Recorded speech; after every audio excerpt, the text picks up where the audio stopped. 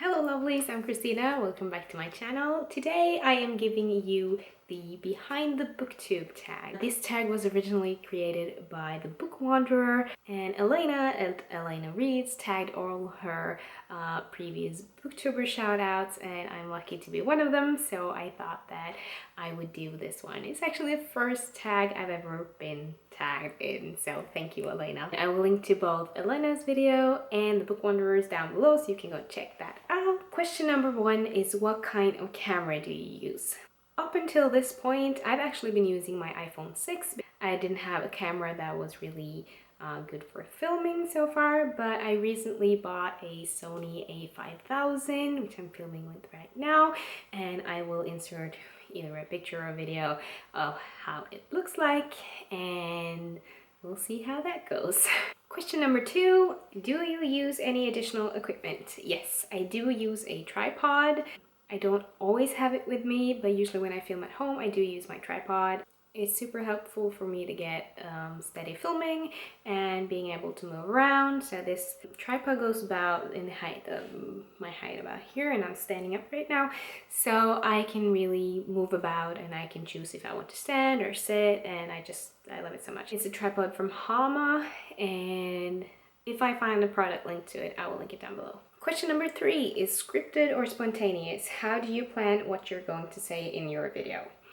I do not script my videos. It's pretty much spontaneous. I do think over the books I'm going to talk about, and I use my notes from when I was reading the book, but other than that, I do not script my videos. Scripting it would feel extremely unnatural to me, so I like just being able to talk like I am talking to a friend or anyone about books, and I just feel like it would be weird scripting it for me. Anyone else who scripts and likes that, if it works for you, fantastic. Question number 4 is, how many takes do you do when filming?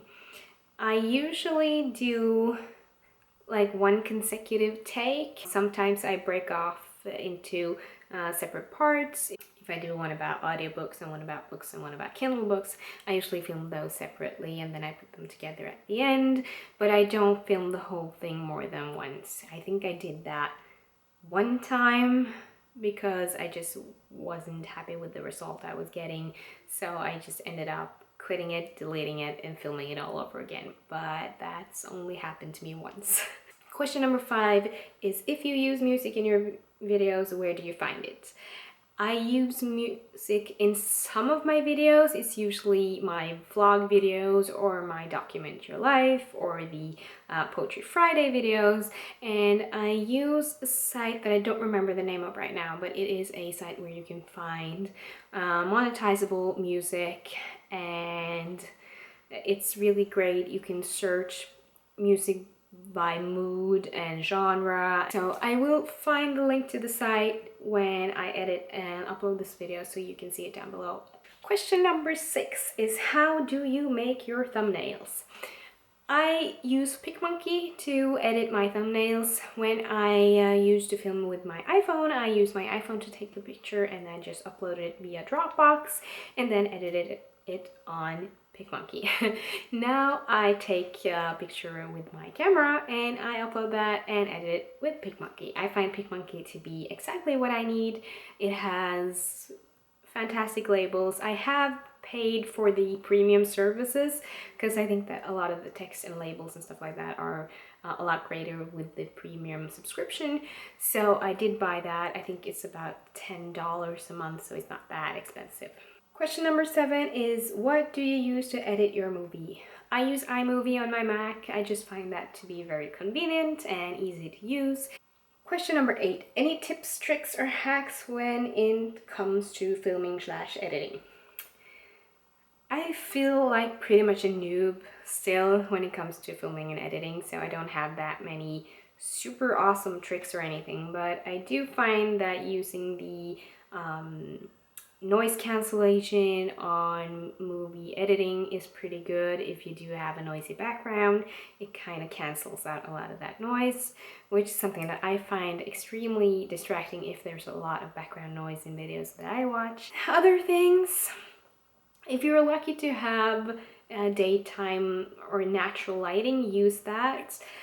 I live in Norway. We get sunlight from between about 10 o'clock now to 5 or 6 in the afternoon, so I don't have that much natural light. The natural light is usually up when I'm at work, so right now I'm using other lighting, but I usually prefer to use natural lighting because it looks good on your skin. It just makes everything looks better. What else? Try to be unique, try to have something of your own. I like using some stop motion here and there and put into videos just to make it a little bit different and something kind of showing what I love and what I like to do. And I think the most important tip of all is just be yourself and have fun. And the ninth and last question is, in your opinion, what makes a good video from a production standpoint? I think there's a few things that stand out for me when I watch other booktubers or other YouTubers, and that is video quality. If there's good video quality, that always makes everything a bit smoother. Sound quality, like I mentioned, if there's a lot of background noise, I find that distracting and kind of irritating at times, so I can choose not to watch a movie if there's a lot of noise in the background.